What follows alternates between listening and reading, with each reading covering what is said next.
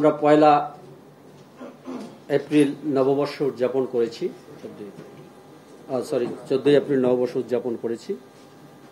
আর আপনাদের সকলকে নববর্ষের শুভেচ্ছা এবং ঈদের শুভেচ্ছা জানাচ্ছি।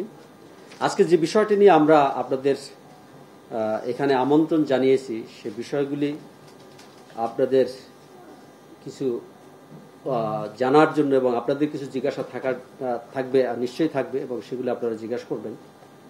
আমরা যে বিষয়টি নিয়ে আজকে উপস্থিত হয়েছি, আপনারা দেখেছেন যে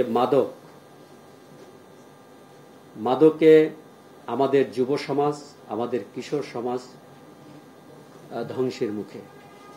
আজকে যে কিশোর গ্যাং আমরা দেখছি, এই কিশোর গ্যাং কারা, কিভাবে কিশোর গ্যাং উৎপত্তি হলো এবং মাদক এ পর্যন্ত আমরা মাদক নিয়ে তো বাংলাদেশের যত আইন শৃঙ্খলা বাহিনী আছে, বাংলাদেশ পুলিশ, র্যাব, আনসার এবং আদার্স যত আইন শৃঙ্খলা বাহিনী আছে, মাদক নিয়ে কিন্তু আমরা বহু মামলা করেছি, বহু আসামি ধরেছি। কাদের ধরেছি? আমরা ধরেছি হলো যারা ইউজার এবং যারা ক্যারিয়ার বা যারা খুচরা বিক্রেতা। কিন্তু আমরা কিন্তু কখনো কিন্তু মাদকের যে গডফাদার, এই গডফাদারদের আমরা ধরতে পারিনি। আজকে এই জন্যই আপনাদের ডেকেছি কিছু বিষয় নিয়ে। ওয়ালটন ফ্রিজ কিনে অনেকের মতো আপনিও হয়ে যেতে পারেন মিলেনিয়াল। সেরা পণ্যের সেরা অফার। মাননীয় প্রধানমন্ত্রী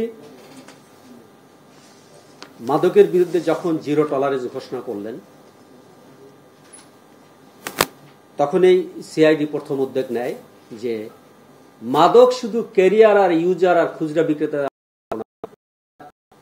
আইনের আওতায় আনবো, মাদকের যারা গডফাদার আছে। আমরা এই পর্যন্ত মাননীয় প্রধানমন্ত্রী ঘোষণার পর থেকে, স্মার্ট বাংলাদেশ ঘোষণার পর থেকে আমরা এ পর্যন্ত 35টি মামলার প্রকৃত মাদক গডফাদার, এই গডফাদারদের আমরা অ্যারেস্ট করতে সক্ষম হয়েছি, তাদের আইনের আওতায় আনতে সক্ষম হয়েছি। শুধু তাই নয়, তাদের ব্যাংক অ্যাকাউন্ট আমরা ফ্রিজ করেছি, তাদের স্থাবর সম্পত্তি, বাড়ি, গাড়ি, জমি, এগুলি আমরা ফ্রিজ করেছি, ক্রোক করেছি। এই বিষয়টি বাংলাদেশের সাধারণ মানুষের জানা উচিত, বিশেষ করে যুব সমাজ এবং এই তরুণ সমাজদের এই বিষয়গুলি জানা উচিত।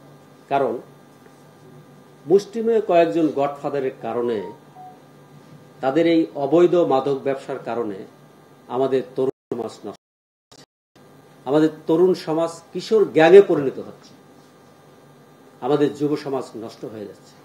আপনারা দেখেছেন মাদকের টাকার অভাবে সন্তান বাবাকে খুন করেছে, এরকম করুণ ইতিহাস আপনারা দেখেছেন।